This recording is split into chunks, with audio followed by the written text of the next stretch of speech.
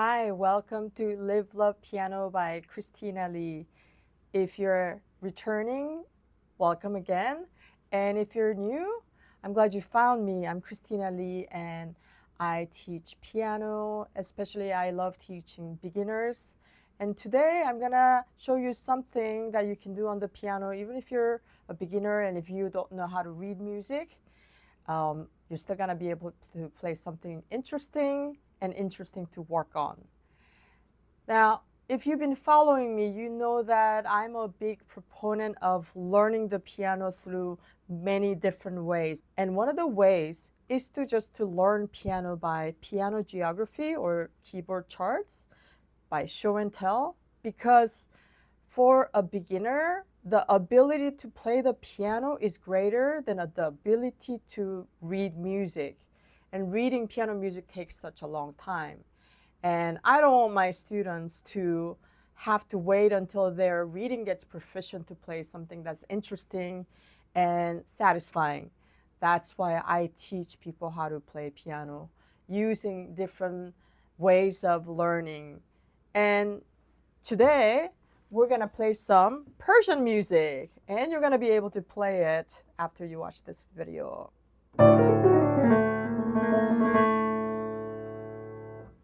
You're probably wondering about my helmet.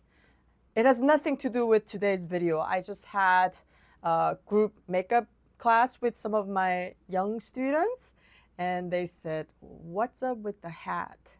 And I said, "Because I'm a piano warrior." And I thought, I'll just wear it for my YouTube video as well. So today's theme is just having fun because it's such a nice weather here in the Pacific Northwest. And it just makes, my mood go up. So hopefully you can have fun doing this lesson with me. We're going to learn the Persian scale first.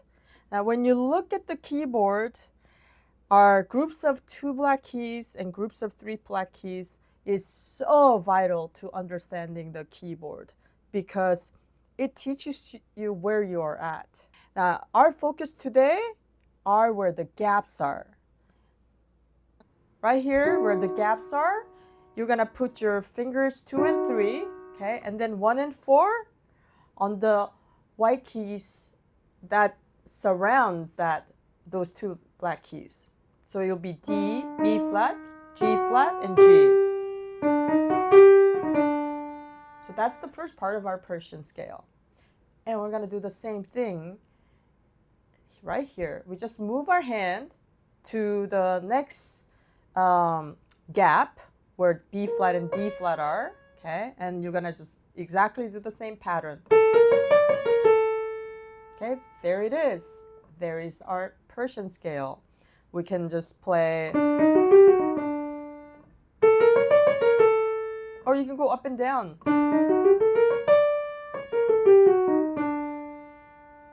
You can just make some patterns.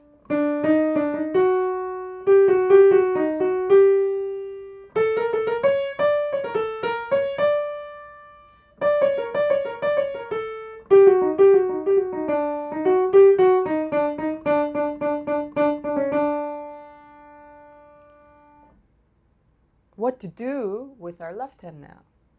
We're just going to play 2 chords. We're going to play 2 chords, but we're not going to play all the notes in the chord. We're just going to play the 5th. When we talk about chords, we always refer to by the lower notes. So the first one is D. It's actually D minor, but we're just going to say D for this video. And you're going to make it into a 5th, which is A.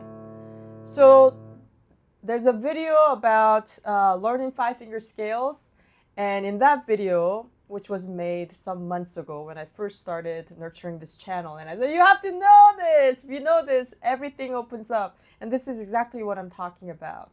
You should just know what a 5th is because you've been playing the 5-finger scales. Okay? And then E flat is E flat and B flat.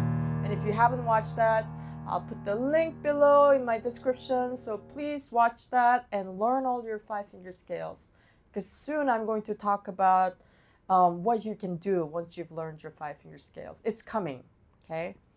All right, so here's our D minor, D, and here's our E flat. We can even just call it, here's our white chord and here's our black chord for the purpose of this video, because we're not gonna really worry about the theory or the names. We're just gonna focus on playing by feel and by looking and by patterns, okay? So let's do this. You're gonna play D, and with the right hand, you're just gonna play the 4 notes going down.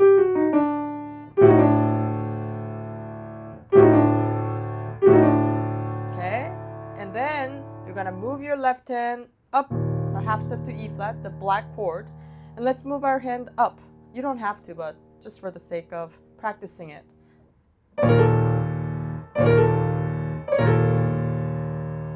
And let's do that with some sustain pedal.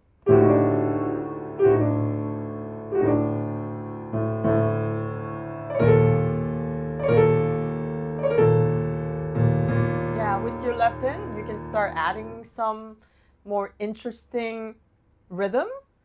We're trying to make it sound much more percussive in this kind of music.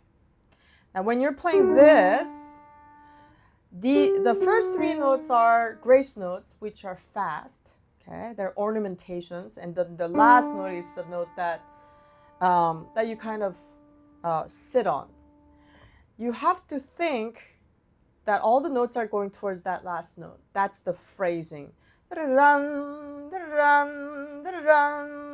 If you think da da da da, it's gonna slow you down. So you want to think that phrase in your mind and sing it like that first. And same thing. Your fingers are going to go towards that thumb.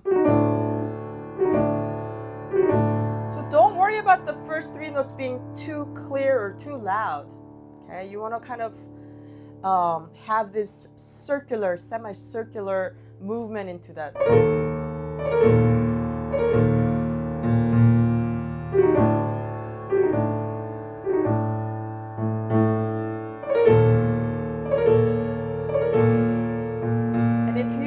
Paying attention to my left hand, you can see that I'm not always playing the 5th.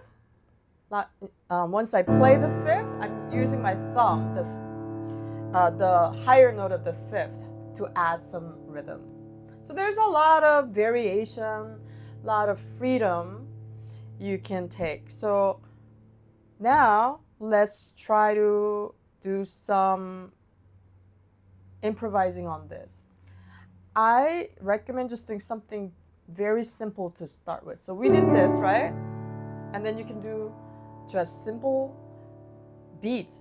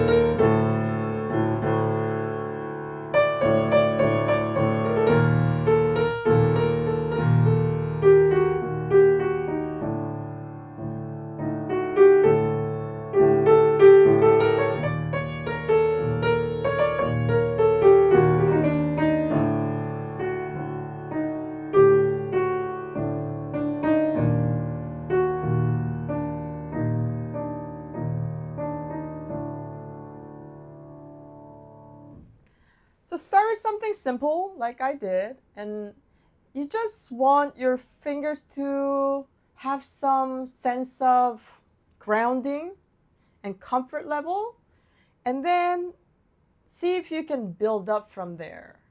What does it mean to build up? That means to add more notes into the rhythm and maybe do rhythmic things that are a little bit different. There was a one point when I stopped my right hand and then I was doing just my left hand like that. That's a change that can bring another kind of texture into this. So that's it. You can start playing Persian music, okay? But there's actually one more part to this which adds a lot of fun. And before I go on, I do want to tell you where this idea is from. It's from a book called Pattern Play by Akiko and Forrest Kinney. And in it, it's called Persia. So this is a great, great book for actually piano teachers. It's more like a reference book. You kind of need a teacher to explain how this works. But otherwise, this is like a great way to start improvising based on patterns. So Persia in this book. And then one more thing that I've seen Forrest do is to actually make the piano into more of a percussive instrument. And he does that by adding, he adds pencils, but I'm gonna add these rhythm sticks. And you can only do this if you have a grand piano. And I do have a grand piano, so we're gonna take advantage of this. So I put these rhythm sticks here, and I put my sustain pedal on, and when I play the piano,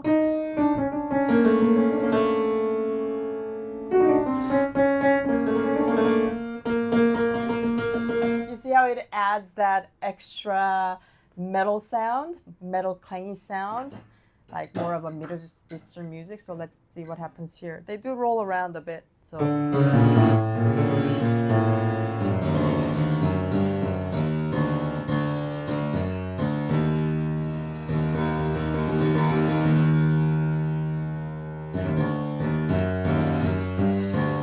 So let me just try some improvisation with this. I'm gonna try to start very simple because one of the things that I want everyone to know is that you don't have to make music complicated to make it good. You can do something very, very simple and you can make it sound so amazing.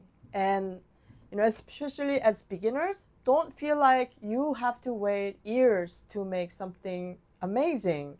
You can make it right now, but you got to put a lot of intention, a lot of love, and a lot of care for every single note. So I'm going to start with something simple, and then I'll try to build up just to give you some ideas on what you can do when you are just doing this fun exercise.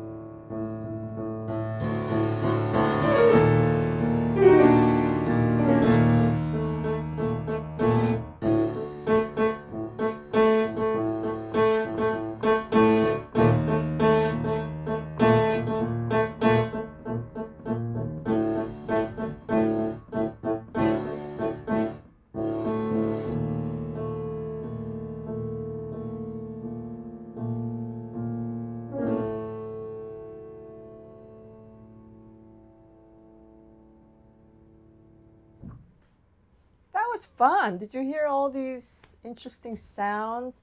I think it's because I have never used the rhythm sticks. I was hearing some sounds that I'd never heard this grand piano make. So that was fun. And think of every exercise that you do as a listening exercise, especially when you're trying to create something without a pre-written thing.